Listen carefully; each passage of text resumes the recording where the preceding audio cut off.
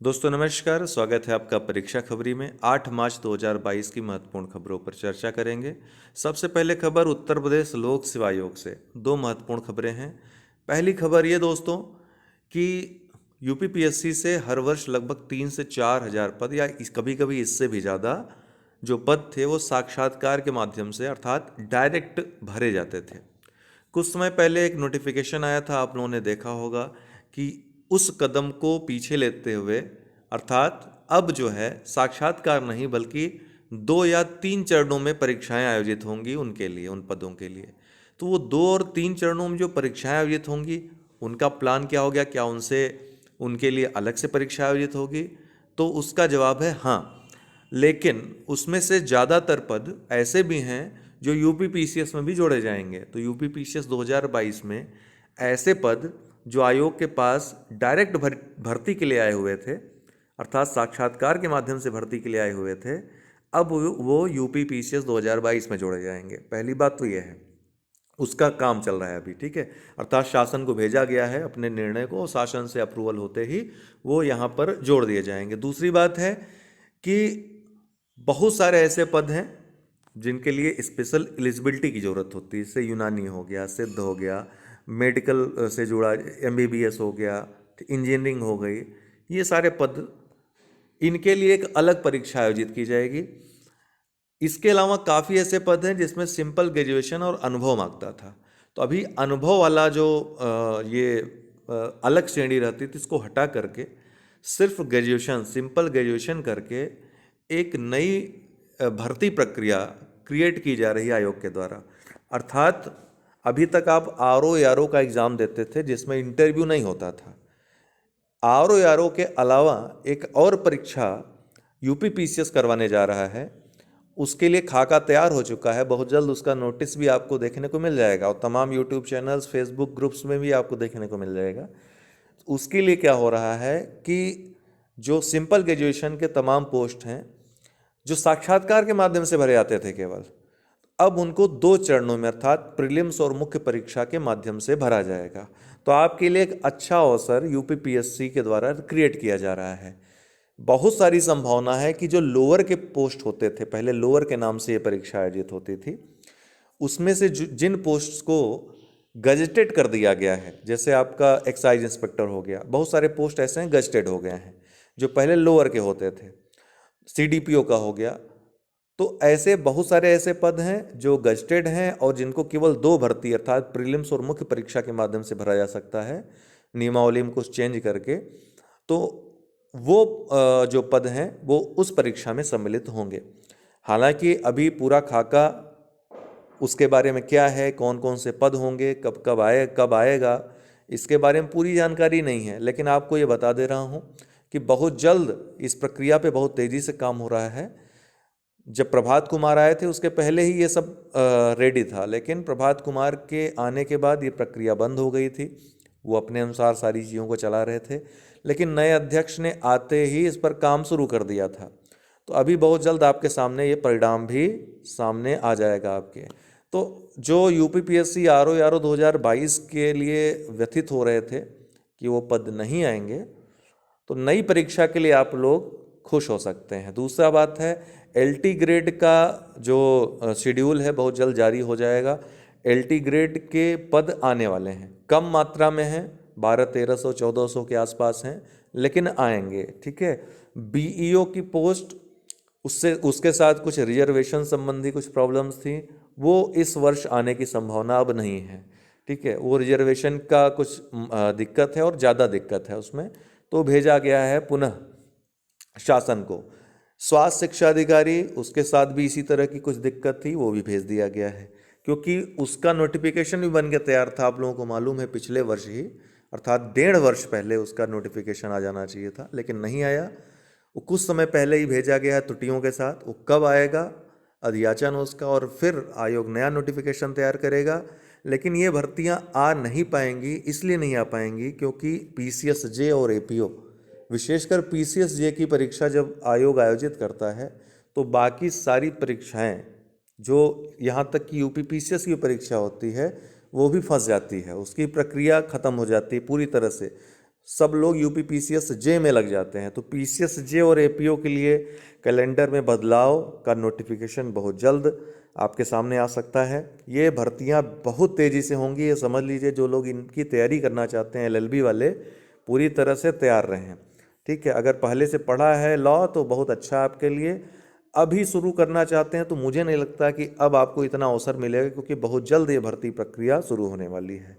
UP triple SC में प्रक्रिया आज भी शीघ्र आरंभ होगी जो भर्तियों की है, अर्थात 10 मार्च के बाद यूपी ट्रिपल एससी के बहुत सारे अधिकारी चुनाव में भी भेज दिए गए हैं। इस वजह से भी प्रक्रिया अभी ठप थी, लेकिन यूपी ट्रिपल एससी में बहुत जल्द जो है ये भर्ती प्रक्रियाएं पुनः प्रारंभ होंगी। वहाँ पर तेजी से इस बात पर काम चल रहा है। यह वर्ष रहेगा टीचर भर्तियों के नाम। ये जो हेडिंग है इस पर ध्यान दीजिएगा। इस बार यूपी पीसीएस 2021 में लगभग 292 पद प्रिंसिपल के हैं, वो तो आपको पता ही है। एलटी ग्रेड भर्ती आएगी, ये आपको पता ही है, बता ही दिया। इसके अलावा विभिन्न स्तरों पर, चाहे प्राइमरी लेवल हो, मिडिल हो, हाई स्कूल इंटर अर्थात टीजीटी पीजीटी, तमाम स्तरों पर भर्तियां बहुत तेजी से इस वर्ष आने की संभावना है। इस पर काम चल रहा है। आप लोगों को मालूम होगा कि 1.5 लाख से भी ज़्यादा टीचर्स की जो प्राइमरी लेवल पे है वहाँ पर पद खाली हैं, और उनमें बहुत तेजी से भर्ती प्रक्रियाएं प्रारंभ होंगी। चुनाव के बाद ही आपको एक बड़ी भर्ती कोई भी इसमें से देखने को मिल सकती है। हाई कोर्ट आरओ परिणाम ये कोर्ट की शरण में जा रहा है। अब इस पे थोड़ा सा संशय रहेगा। जिनका हो गया है सिलेक्शन, बहुत सारे ऐसे भी स्टूडेंट्स हैं जो मेहनत के बल पे हुए हैं, उनको भय लग रहा है, लेकिन उनको डरने की ज़रूरत नहीं है, क्योंकि वो ऑलरेडी और ज़्यादा हो सकता है और अच्छी मेरिट में आ जाएं वो, क्योंकि जो लोग गलत हैं वो बहुत ज़्यादा ऊपर हैं, ऐसा कहा जा रहा है। तो गलत लोग जब बहुत ऊपर हैं, वो अगर हटेंगे, अगर ऐसा होता है, फिलहाल तो संभावनाएं कम रहती हैं, लेकिन अगर लड़ते हैं अच्छे से, हाई कोर्ट अच्छा निर्णय देती है, जज साहब चीज़ों को समझते हैं, तार्किक ढंग से उसका विवेचना होती है, तो अच्छा निर्णय सामने आ सकता है। जैसे कि वीडियो और अन्य परीक्षाओं में आया, परीक्षाएं रद्द की गई। और कल या परसों का स्टेटमेंट मैं देख रहा था, हाई कोर्ट का ये था कि इतनी बड़ी मात्रा में गड़बड़ी है तो परीक्षा को रद्द करना जायज़ है। तो हाई कोर्ट ने एक अच्छी टिप्पणी दी, इससे और ज़्यादा संभावनाएं बनती हैं कि न्याय हो। तो देखते हैं क्या होता है। फिलहाल तो ये परीक्षा जो आरओ परिणाम है ये फंसता हुआ नज़र आ रहा है, फिर बिल्कुल वैसा ही जैसा यूपी ट्रिपल एससी वीडियो के साथ हुआ था। अब साथ में है सौगात की खबर। ये सौगात ये है दोस्तों कि आप लोगों की मैगजीन्स पीस जो आपको हम प्रोवाइड करवाते हैं, परीक्षा खबरी मंथली, इस बार थोड़ा लेट से, क्योंकि आर्थिक समीक्षा व बजट से काफ़ी चीज़ें बहुत ज़्यादा होता है, लेकिन उसको कम करके, जो कि आपको प्रीलिम्स और मुख्य परीक्षा दोनों देना होता है, पीसीएस और यूपीएससी की दृष्टि से तैयार करते हैं मैगजीन, तो इसलिए उसमें थोड़ा लेट हो गया, लेकिन अब तैयार है इंग्लिश और हिंदी दोनों भाषाओं में। नीचे डिस्क्रिप्शन बॉक्स में लिंक दिया हुआ है टेलीग्राम ग्रुप का, जा कर के पीडीएफ आप ले सकते हैं। इसके पहले भी मंथली जितनी भी मैगजीन्स हैं उनके भी पीडीएफ ग्रुप में दिए गए हैं, आप जाकर ले सकते हैं। नहीं मिलता है तो कमेंट बॉक्स में कमेंट कर सकते हैं, फिर हम दोबारा सेंड कर देंगे उन सभी मैगजीन्स को। चलिए आइए आज के करंट अफेयर्स देख लेते हैं। यूपी पीसीएस प्रीलिम्स मुख्य परीक्षा या फिर आरओ किसी भी परीक्षा के पेड कोर्स से जुड़ना चाहते हैं, प्रीलिम्स मुख्य परीक्षा, तो कांटेक्ट कर सकते हैं 9453775039 पर। इतिहास, लोक प्रशासन और समाजशास्त्र वैकल्पिक विषयों की भी क्लासेस उपलब्ध हैं, इसी नंबर पे व्हाट्सएप करके जुड़ सकते हैं। टेस्ट भी यूपी पीसीएस 2022 के चल रहे हैं, आप लोग चाहें तो सम्मिलित हो सकते हैं। अंतर्राष्ट्रीय महिला दिवस 8 मार्च 2022 अर्थात आज महिला दिवस मनाया जाता है पूरे विश्व में। तो हर साल अंतर्राष्ट्रीय महिला दिवस 8 मार्च को मनाया जाता है। इस दिन को मनाने के पीछे का उद्देश्य महिलाओं के अधिकारों को बढ़ावा देना है।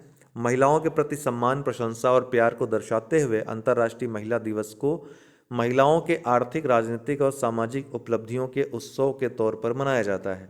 अंतर्राष्ट्रीय महिला दिवस 2022 अर्थात इस वर्ष की जो थीम है, जो आपकी परीक्षा की दृष्टि से महत्वपूर्ण है, gender equality today for a sustainable tomorrow, ये इस बार की थीम है, देख लीजिएगा।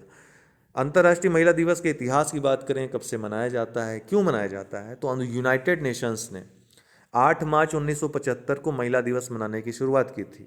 1975 को। उससे पहले वर्ष 1909 में अमेरिका में पहली बार 28 फरवरी को महिला दिवस मनाया गया था। सोशलिस्ट पार्टी ऑफ अमेरिका ने न्यूयॉर्क में 1908 में गारमेंट वर्कर्स, जो गारमेंट कपड़ों की जो काम करने वाली जो महिलाएं थीं, की हड़ताल को सम्मान देने के लिए इस दिन का चयन किया था। वहीं रूसी महिलाओं ने पहली बार 28 फरवरी को महिला दिवस मनाते हुए पहले विश्व युद्ध का विरोध दर्ज किया था। साल 1910 में कोपेनहेगन में कामकाजी महिलाओं द्वारा एक सम्मेलन का आयोजन किया गया था। इसी सम्मेलन में हर वर्ष 8 मार्च को अंतर्राष्ट्रीय महिला दिवस के तौर पर मनाने का सुझाव दिया गया था। लेकिन अगर वैश्विक दृष्टि से देखें तो वैश्विक मान्यता प्राप्त जो संस्था है, वैश्विक संस्था जो है, जो विश्व गांव की संकल्पना को लेकर चलता है, यूनाइटेड नेशंस, हालांकि अभी फेल्योर हो रहा है। रूस यूक्रेन संकट को देखें तो इसने 8 मार्च 1975 को आधिकारिक तौर पर इसको मनाने की शुरुआत की थी। भारत प्रशांत सैन्य स्वास्थ्य विनिमय सम्मेलन, रक्षा मंत्री राजनाथ सिंह ने 7 मार्च 2022 को 4 दिवसीय भारत प्रशांत सैन्य स्वास्थ्य विनिमय सम्मेलन का आभासी रूप से उद्घाटन किया। यह सशस्त्र बल चिकित्सा सेवा और यूएस इंडो पैसिफिक कमांड द्वारा सम्मिलित रूप से मेजबान किया जा रहा है।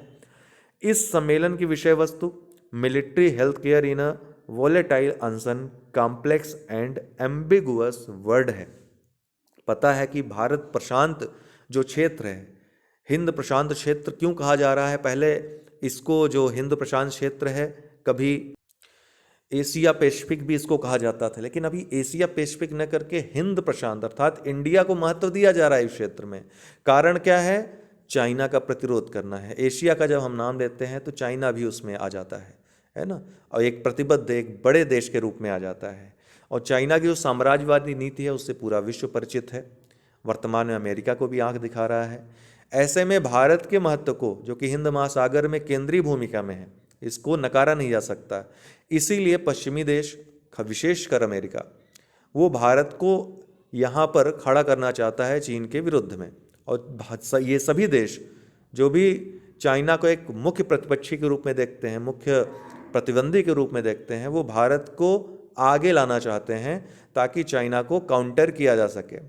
तो भारत एक विश्वसनीय के साथ साथ बाजार की दृष्टि से बहुत ही उपयोगी, बहुत ही लाभदायक देश है। इसलिए भी समस्त विश्व, विशेषकर यूएसए और अन्य जो देश हैं, वो चाइना के विरोध में भारत को खड़ा करना चाहते हैं एक मजबूत राष्ट्र के रूप में। वो आपको भारत और अमेरिका की बढ़ती जो दोस्ती है, क्वाड जो ग्रुप है, इसके निर्माण की बात हो, भारत के बढ़ते महत्व की बात हो, इसमें परिलक्षित होती है। तो आप ये मत समझिए कि भारत अचानक से मोदी या फिर कोई अन्य व्यक्ति भारत को मजबूत कर रहा है। भारत की स्थिति जो है सामरिक दृष्टि से है ही महत्वपूर्ण, ठीक है। हालांकि विदेश नीतियां, रक्षा नीतियां तो और ज़्यादा मजबूती प्रदान करती ही हैं। नेतृत्व तो मायने रखता ही है, लेकिन उससे भी ज़्यादा मायने रखता है हमारी भौगोलिक और आर्थिक परिस्थितियां, जो कि वाकई में बहुत मजबूत हैं। तो 6 विश्व कप में खेलने वाली पहली महिला बनी मिताली राज। तो मिताली राज 6 मार्च 2022 को सचिन तेंदुलकर और पाकिस्तान के जावेद मियांदाद के साथ 6 विश्व कप में भाग लेने वाली तीसरी क्रिकेटर और पहली महिला क्रिकेटर बन गई हैं। उन्होंने न्यूजीलैंड में आईसीसी महिला विश्व कप में पाकिस्तान के साथ शुरुआती मैच के दौरान यह उपलब्धि हासिल की। उन्होंने 2005, 9, 13, 17 और 22 में इस आयोजन को खेलने के पहले 2000 में अपनी पहली विश्व कप उपस्थिति दर्ज की है। भारतीय महिला 25 मीटर पिस्टल टीम ने मिस्र में जीता स्वर्ण पदक। तो महिलाओं की 25 मीटर पिस्टल टीम स्पर्धा के फाइनल में भारत ने 6 मार्च 2022 को ISSF विश्व कप 2022 का अपना तीसरा स्वर्ण जीतने के लिए सिंगापुर को 17-13 से हरा दिया। राही सनरोबत, ईशा सिंह और रिदम सांगवान ने फाइनल में सियू होंग, शून जी और लिंग चियाओ निकोल टैन की सिंगापुर की तिकड़ी को हराया। 50 मीटर राइफल 3 पोजीशन मिश्रित टीम प्रतियोगिता में श्रियंका सदांगी और अखिल श्योराण ने कांस्य पदक जीता। 9वां स्लाइनेक्स नौसैनिक अभ्यास, 9वां श्रीलंका भारत नौसैन्य अभ्यास, जिसको स्लाइनेक्स कहा जाता है, ठीक है, मार्च 2022 को विशाखापट्टनम में शुरू हुआ। इतना याद रखिएगा, अभ्यास 2 चरणों में आयोजित किया जाएगा। 7 और 8 मार्च को विशाखापट्टनम में बंदरगाह चरण, उसके बाद 9 और 10 मार्च को बंगाल की खाड़ी में समुद्री चरण। श्रीलंकाई नौसेना का प्रतिनिधित्व एक उन्नत अपतटीय गश्तीपोत SLNS सयूराला और भारतीय नौसेना का प्रतिनिधित्व INS किर्च एक निर्देशित मिसाइल कार्वेट द्वारा किया जाएगा। डोनेट अ पेंशन कार्यक्रम, सरकार ने डोनेट अ पेंशन कार्यक्रम शुरू किया है। यह प्रधानमंत्री श्रम योगी मानधन पेंशन योजना के तहत एक पहल है। कार्यक्रम के तहत असंगठित क्षेत्र के 18 से 40 वर्ष की आयु के श्रमिक अपना पंजीकरण करा सकते हैं और अपनी उम्र के आधार पर हर वर्ष न्यूनतम 660 से 2400 रुपये जमा करा सकते हैं। आपको पता है कि 60 वर्ष की उम्र के बाद इसमें 3000 रुपये पेंशन के तौर पर देने का प्रावधान है। Pandit Hariprasad Chaurasia lifetime achievement award Ustad Amjad Ali Khan को दिया गया है। तो प्रसिद्ध सरोद वादक उस्ताद अमजद अली खान को 6 मार्च 2022 को Pandit Hariprasad Chaurasia lifetime achievement award से सम्मानित किया गया। उन्हें 2001 में भारत के दूसरे सर्वोच्च नागरिक सम्मान पद्म विभूषण से सम्मानित किया गया था, ध्यान रखिएगा। तो पद्म विभूषण इनको मिल चुका है 2001 में। इस अवसर पर गुरुकुल प्रतिष्ठान के विवेक सोनार के नेतृत्व में 75 कलाकारों ने भारत की आज़ादी के 75 साल को समर्पित एक बांसुरी सिम्फनी प्रस्तुत की। मरणोपरांत नारी शक्ति पुरस्कार से सम्मानित होंगी इला लोध। त्रिपुरा में स्वास्थ्य सेवाओं की पूर्व निदेशक डॉक्टर इला लोध को 8 मार्च 2022 को मरणोपरांत नारी शक्ति पुरस्कार 2020 से सम्मानित किया जाएगा। महिला सशक्तिकरण और सामाजिक कल्याण के लिए महिलाओं की अथक सेवा को मान्यता देने के लिए केंद्र हर वर्ष नारी शक्ति पुरस्कार प्रदान करता है। जुलाई 2021 में उनका निधन हो गया था, नाम याद रखिएगा। रविचंद्रन अश्विन ने पछाड़ा कपिल देव के 434 टेस्ट विकेटों का रिकॉर्ड। तो 6 मार्च 2022 को भारत के स्पिनर रविचंद्रन अश्विन ने श्रीलंका के खिलाफ दूसरे टेस्ट में कपिल देव के 434 विकेटों को पीछे छोड़ दिया। वह अनिल कुंबले के बाद भारत के दूसरे सबसे अधिक विकेट लेने वाले गेंदबाज बने, जिन्होंने 619 टेस्ट विकेटों के साथ अपना करियर समाप्त किया। किसने? अनिल कुंबले ने। उन्होंने मोहाली में भारत और श्रीलंका के बीच चल रहे पहले टेस्ट मैच के तीसरे दिन यह उपलब्धि हासिल की। Imagining India at 2047 through innovation 7 से 9 मार्च 2022 तक चेन्नई में, कहाँ पर? चेन्नई में इमेजिनिंग इंडिया 2047 थ्रू इनोवेशन विषय वस्तु पर 3 दिवसीय संगोष्ठी का आयोजन किया जाएगा। 7 से 9 मार्च अभी चल रहा है। यह IIT मद्रास के सहयोग से प्रशासनिक सुधार एवं लोक शिकायत विभाग द्वारा आयोजित किया जा रहा है। इसका उद्घाटन केंद्रीय विज्ञान और प्रौद्योगिकी मंत्रालय के राज्य मंत्री डॉक्टर जितेंद्र सिंह करेंगे। इस्पात राजभाषा पुरस्कार में NDMC को मिला प्रथम पुरस्कार। राष्ट्रीय खनिज विकास निगम लिमिटेड ने 2018-19 और 2020-21 के लिए इस्पात राजभाषा पुरस्कार और 2019-20 के लिए इस्पात राजभाषा प्रेरणा पुरस्कार में प्रथम पुरस्कार जीता। इसे 3 मार्च 2022 को मदुरै में आयोजित इस्पात मंत्रालय की हिंदी सलाहकार परिषद की बैठक में सम्मानित किया गया। इस अवसर पर उप महाप्रबंधक राजभाषा NMDC को एक प्रशस्ति पत्र प्रदान किया गया। इंडिया ग्लोबल फोरम 2022 बेंगलुरु में इंडिया ग्लोबल फोरम 7 और 8 मार्च 2022 को आयोजित किया है। तो कहाँ पर आयोजित हुआ पूछेगा तो बेंगलुरु में, ठीक है। IGF अंतर्राष्ट्रीय व्यापार और वैश्विक नेताओं के लिए एजेंडा सेटिंग फोरम है। इसमें कौशल विकास एवं उद्यमिता राज्य मंत्री श्री राजीव चंद्रशेखर भाग लेंगे।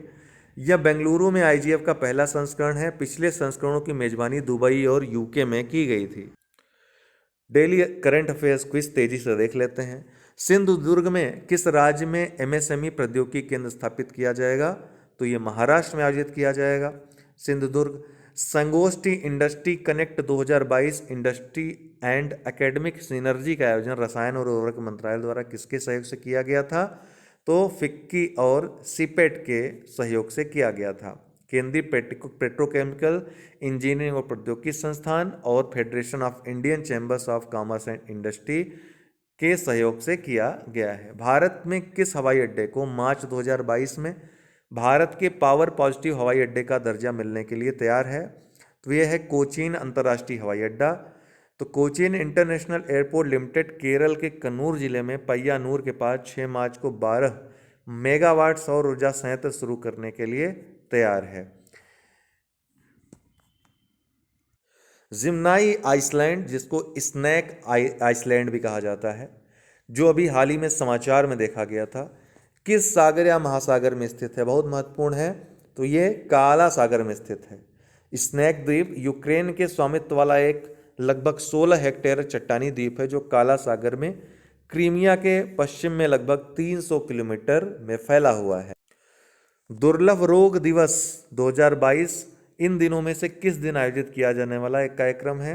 तो ये 28 फरवरी को दुर्लभ रोग दिवस मनाया जाता है। 28 फरवरी को ही भारत में राष्ट्रीय विज्ञान दिवस के रूप में भी मनाया जाता है।